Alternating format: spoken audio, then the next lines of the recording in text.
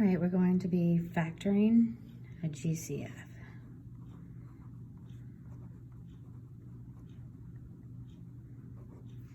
All right, so what that means, what does GCF mean? Well, that just stands for greatest common factor. And what you're going to do is you're going to look at all your terms and you're just going to see, does anything come out of all of them? And by come out, I mean, does it divide into all of them evenly? So, for example, if we just say factor out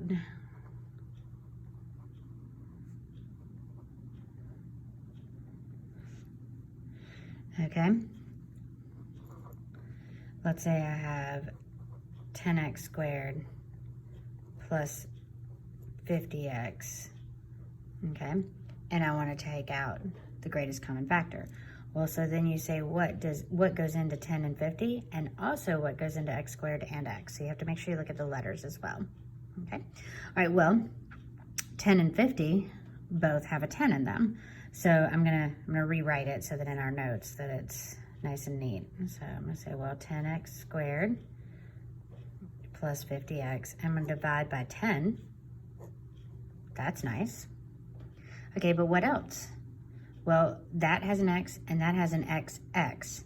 So you can't take out two x's because this only has one, but I can take out one x because they both have one x to give. Okay, so now you just go, well, what would that equal then? So this right here is your GCF. See, they both have it in common. So then our GCF is 10x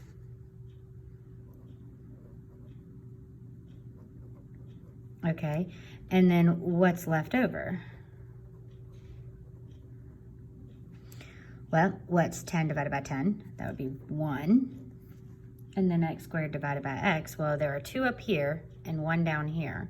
So if you were going to write that, that would be x over x. So those would cancel and you'd be left with 1. And then here, those cancel, so we just get, well, 50 divided by 10 is 5, and then x over x gives you x. Oops, I mean, just kidding. X over x, there's nothing left, okay? All right, so when we finally write our factored form, because it says factor, okay, then we're gonna write, so our answer would just be 10x, so that's the GCF, times, and then we don't write ones in front of things, so just x plus 5.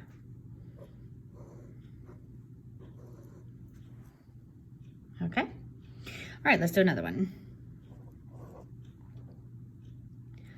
So let's go with 36x cubed plus 21x squared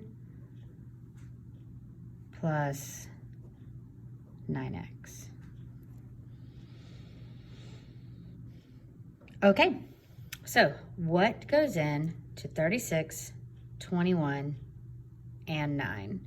That might be a little tough for you. You got to think about them. So 36 has, well, let's see, that's all the things that go into 36. I mean, 1 goes into everything, but that's, when you take out a 1, it doesn't change anything. So let's just start with 2. Does 2 go into all of them? No, it doesn't. It does go into 36, but it doesn't go into 21 and 9. All right, 3.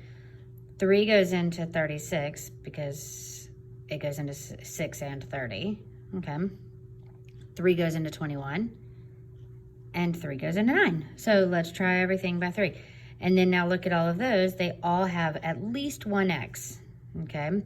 They don't have any more than 1x because this guy right here only has 1x. So let's try out the GCF of 3x, okay?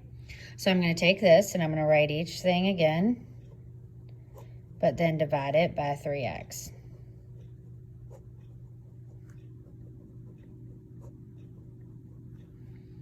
Okay. All right, now 3 goes into 36. Well, it goes into 3 once and 6 twice, so that's 12.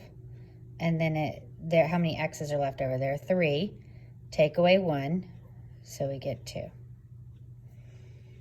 Plus, now 3 goes into 21 7 times, and then 2 take away 1 would be 1.